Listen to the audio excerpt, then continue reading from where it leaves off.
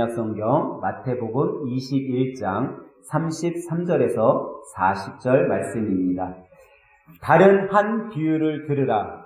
한 집 주인이 포도원을 만들어 산 울타리로 두르고 거기에 즙자는 틀을 만들고 망대를 짓고 농부들에게 새로 주고 타국에 갔더니 열매 거둘 때가 가까우매 그 열매를 받으려고 자기 종들을 농부에게 보내니 농부들이 종들을 잡아 하나는 심히 때리고 하나는 죽이고 하나는 돌로 쳤거늘 다시 다른 종들을 처음보다 많이 보내니 그들에게도 그렇게 하였는지라. 후에 자기 아들들을 보내며 이르되 그들이 내 아들은 존대하리라 하였더니 농부들이 그 아들을 보고 서로 말하되 이는 상속자니 자 죽이고 그의 유산을 차지하자 하고 이에 잡아 포도원 밖에 내쫓아 죽였느니라. 그러면 포도원 주인이 올 때에 그 농부들을 어떻게 하겠느냐? 그들이 말하되 그 악한 자들을 진멸하고 포도원은 제때 열매를 바칠 만한 다른 농부들에게 새로 줄지니이다.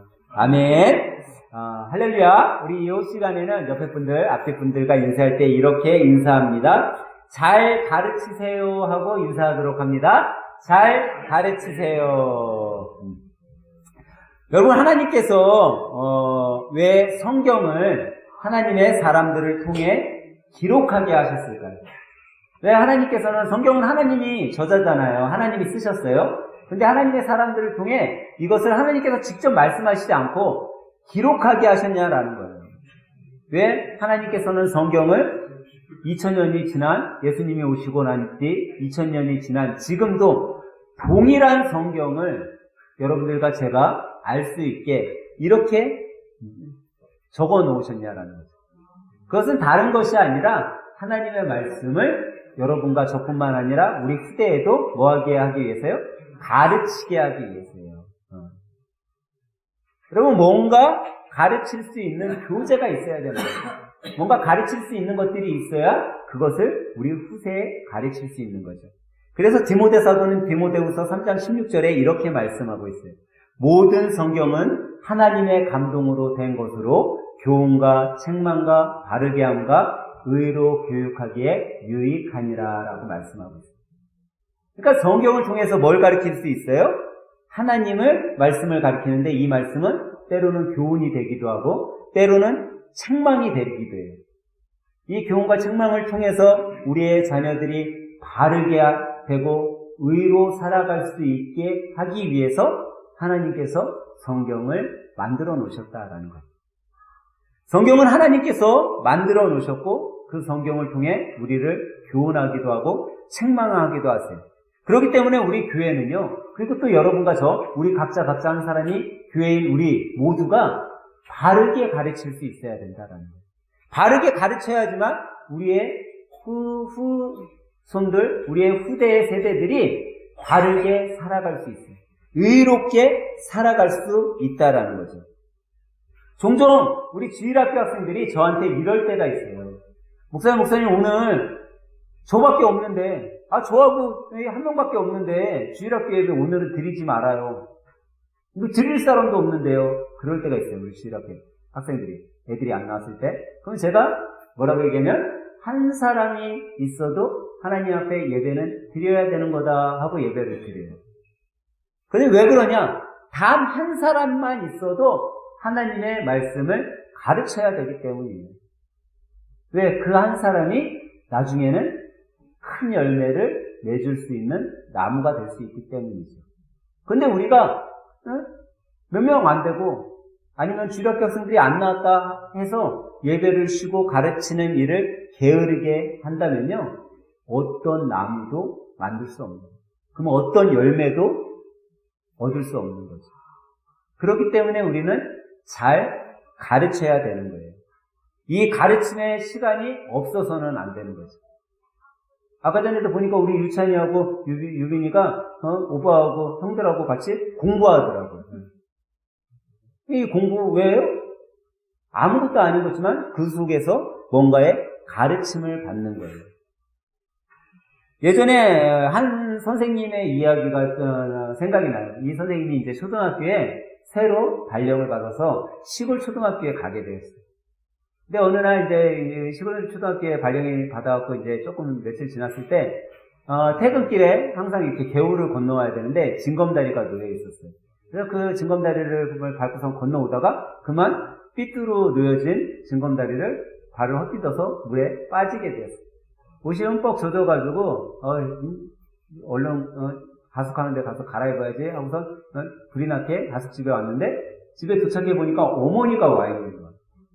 옷이 다 젖어갖고 딱 들어오니까 어머니가 그런 아들을 보고선 이야기했어요.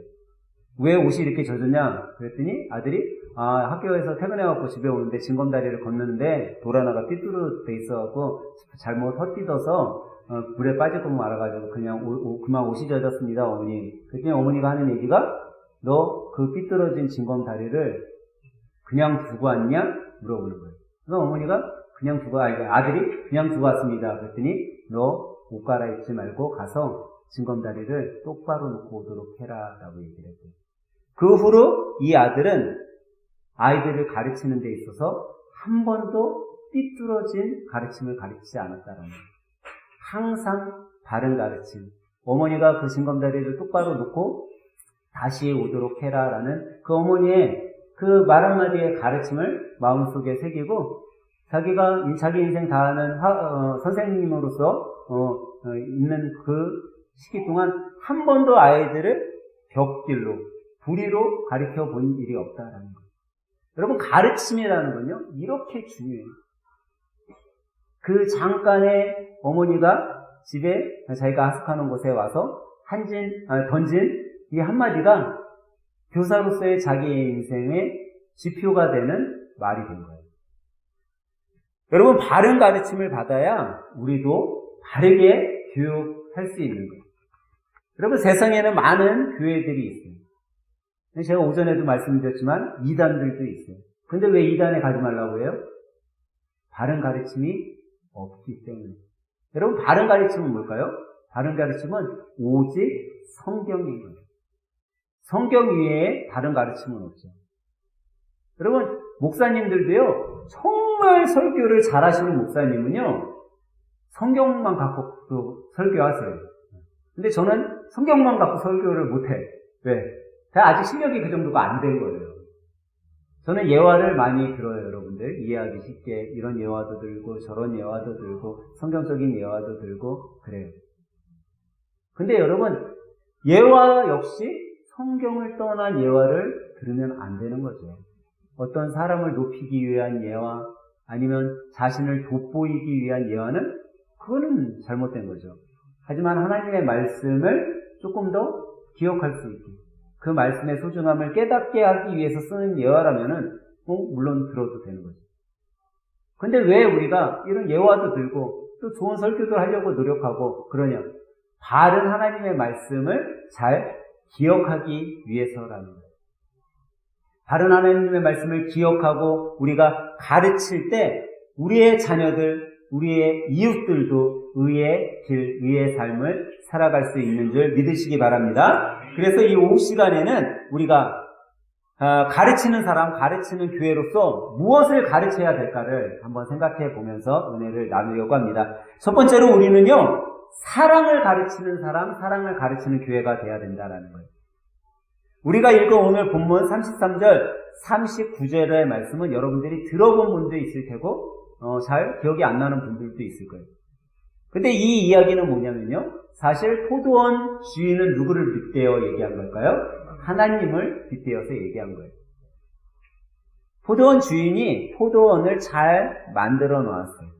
33절은 이렇게 이야기하고 있어요. 다른 한 비유를 들으라. 한 집 주인이 포도원을 만들어 산 울타리로 두르고 거기에 즙자는 틀을 만들고 망대를 짓고 농부들에게 새로 주고 타국에 갔더니 라고 말씀하고 있어요. 여기 보니까요, 주인이 그냥 농부에게 밭을 준 게 아니에요. 그냥 어떻게 했어요? 밭을 잘 가꾸어 놨어. 어느 정도 잘 가꾸어 놨냐면요, 농부들이 잘 농사를 지을 수 있게 산 울타리로 둘렀어요. 울타리를 쫙 둘러놨어, 산 주위에. 악한 짐승이 들어오지 못하게. 그리고요, 높은 망대도 세워놨어요. 뭐 산짐승이 오는 것도 볼 수 있고 아니면은 도적질에 가는 도적들을 바라볼 수 있게 이 포도원을 잘 가꿀 수 있게 쳐다볼 수 있게 망대도 세워놨어요. 또 거기에 포도즙을 짤 수 있는 뭐도 만들었어요? 포도즙 틀도 만들어놨어요. 이 포도원 농부들이 정말 최적의 농사를 지을 수 있는 조건을 잘 갖춰놓고 지금 누구에게 줬어요? 농부에게 주었다라는 거예요. 이 주인은요, 사랑이 정말 많은 주인이었던 것 같아요. 이 시대 때 주인이요, 농부들에게 그냥 줄 때는요, 뭐 지금도 똑같아요. 자기 땅을 농사 짓는 그 논을 사람들한테 새로 줄 때 그 논을 아주 잘 가꿔서 새로 주는 주인들은 별로 없어요.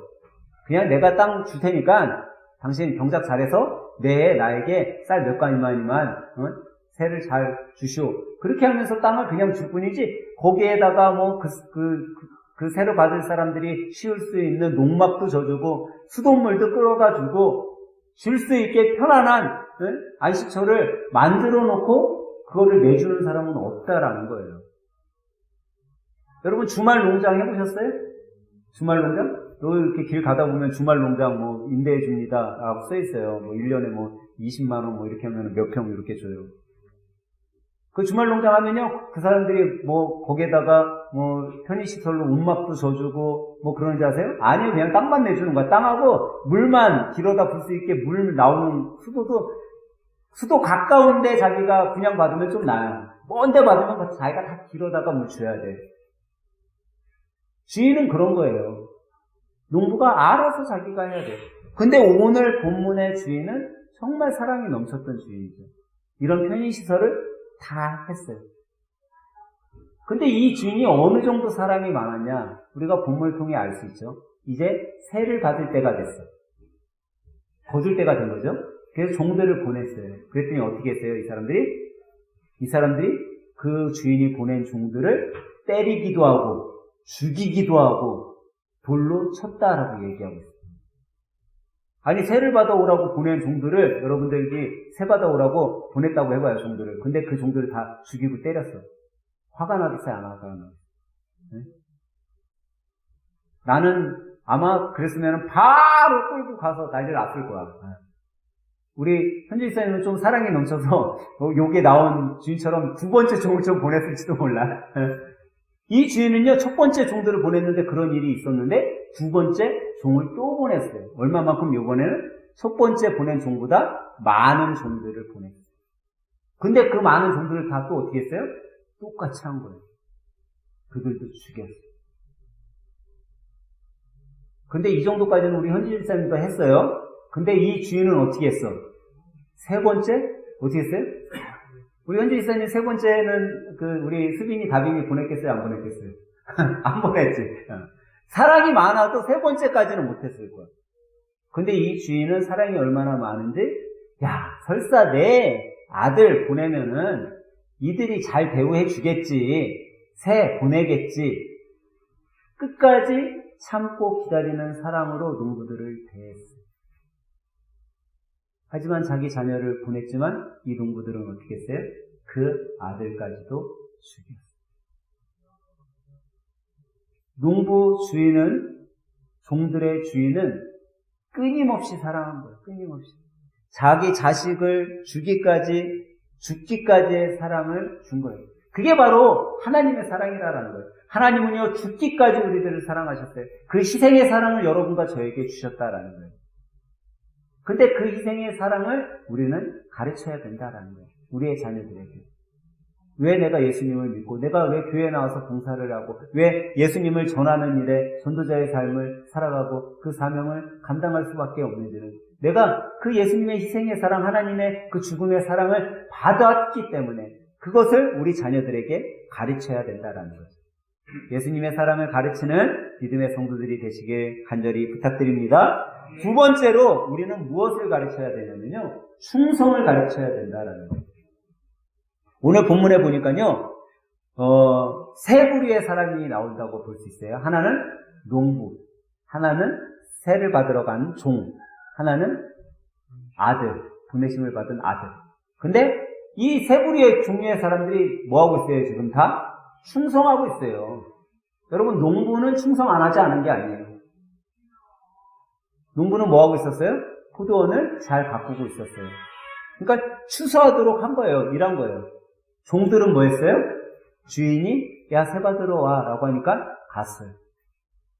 사실 첫 번째 종들이야 그냥 예, 다녀오겠습니다 하고 있었을 거라고 생각해. 근데 여러분, 두 번째 간 종들, 첫 번째 간 종들이 야, 배 맞고 돌에도 맞고 죽임까지 당했대. 그 소리를 들었으면 여러분 갈 수 있었겠냐라는 거예요. 못 갔을 거야. 응? 저는 가라고 했으면은 가다가 옆길로 빠졌을 것 같아요.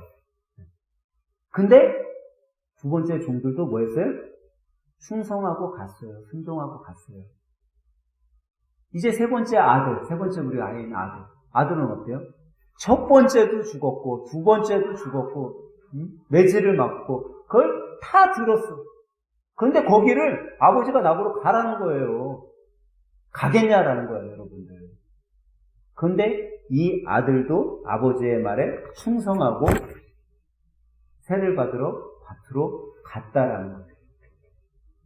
여러분, 여기에서 우리는요, 충성이 얼마나 중요한 것임을 깨달아야 돼요. 근데 이것을 누가 할 수 있었냐? 그 가르침을 받은 사람이 했었던 거예요. 여러분, 우리 생각에는 이해가 안 되는 거죠. 야, 죽을 거 뻔히 아는데 왜 갈까? 죽을 거 뻔히 아는데 왜 그럴까? 충성할 수 있었기 때문에.